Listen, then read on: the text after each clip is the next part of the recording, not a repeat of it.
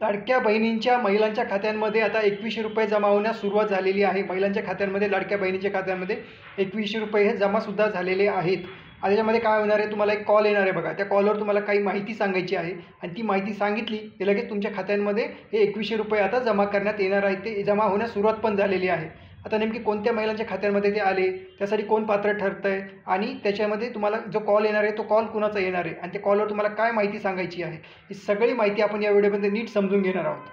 ज्या कोणी ताई महिला व्हिडिओ बघत असतील तर त्यांनी व्हिडिओला लाईक नक्की करायचं आहे आणि कमेंटमध्ये सांगायचं की तुम्हाला ₹2100 मिळाले का, आणि चॅनल नवीन असाल तर सबस्क्राईब नक्की करून घ्या. सबस्क्राईब करायला विसरू नका. मित्रांनो, आता महायुतीचं सरकार आलेलं आहे आणि जसं त्यांनी सांगितलं होतं की 1500च्या ऐवजी आता ₹2100 महिलांना देण्यात येतील, ते ₹2100 जमा होण्यास सुरुवात झालेली आहे. याच्यामध्ये फक्त तुम्हाला एक कॉल येणार आहे आणि त्या कॉल जो येणार आहे तो येणार आहे जे महिला व बालविकास विभाग आहे त्यांचे जे सरकारी कर्मचारी असतील त्यांच्याकडून तुम्हाला कॉल येणार आहे. कॉलवर तुम्हाला ते काही माहिती विचारतील. तर माहितीमध्ये तुम्हाला काय विचारतील, बँक कोणती आहे, तुमचा अकाउंट नंबर काय आहे, बँकेचा अकाउंट नंबर काय आहे, तुम्ही फोनपे वापरता का वगैरे या गोष्टी तुम्हाला विचारणार आहेत. आणि ही जी माहिती तुम्ही त्यांना पूर्ण दिल्यानंतर मग तुम्हाला तुमच्या खात्यांमध्ये हे ₹2100 जमा होणार आहेत आणि आतापर्यंत जमासुद्धा झालेले आहेत. बऱ्याच महिलांचे आता हे ₹2100 जमासुद्धा झालेले आहेत. मित्रांनो, ही जी माहिती मी आत्ता सांगितली ही पूर्णपणे खोटी आहे आणि अशाच पद्धतीने महिलांची फसवणूक केली जात आहे. हा जो तुम्हाला कॉल जो येत आहे, हा कॉल येत आहे पण तो सरकारी कर्मचाऱ्यांचा कॉल नाही. तुम्हाला असाच एक कॉल येणार आहे, त्याच्यामध्ये ते सांगतील की ते महिला व बालविकास विभागाचे सरकारी कर्मचारी बोलत आहेत आणि मग तुम्हाला जी माहिती विचारणार आहे, तुमचं बँक खातं कोणतं, बँकेचं नाव काय, फोनपे वापरता काय, सगळ्या गोष्टी तुम्ही जर त्यांना सांगितल्या तर तुम्हाला अडचण होणार आहे. कारण तुम्हाला ते काय करतील, पूर्ण माहिती तुमची घेतील आणि तुमच्या बँकेतून मग तुमचे ते सगळे डिटेल्स जर तुम्ही त्यांना दिले तर तुमच्या बँकेतून ते पैसे काढून घेतील. म्हणजे तुमची पैशांची फसवणूक होणार आहे. ₹2100 जे आहेत ते आतापर्यंत कुणाचेच जमा झालेले नाहीत. कारण सरकार आत्ताच तर आलेलं आहे.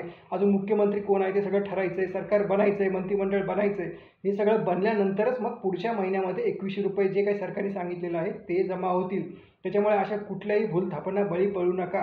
कोणी तुम्हाला फोन करून जे सांगताय सरकारी कर्मचारी बोलत आहोत याची पूर्ण माहिती द्या, तुम्ही फोनपे वापरता का, मग तुम्हाला एखादा मेसेज येईल, फोनपेची लिंक पाठवली जाईल, त्या लिंकवर तुम्ही क्लिक केलं तर तुमच्या खात्यातून पैसे काढून घेतले जातील. आता बरेच जण चॅनलला व्हिडिओ टाकत आहेत, त्यांना लाखो व्ह्यूज पण मिळत आहेत की ₹2100 जमा झाले, ₹2100 जमा झाले.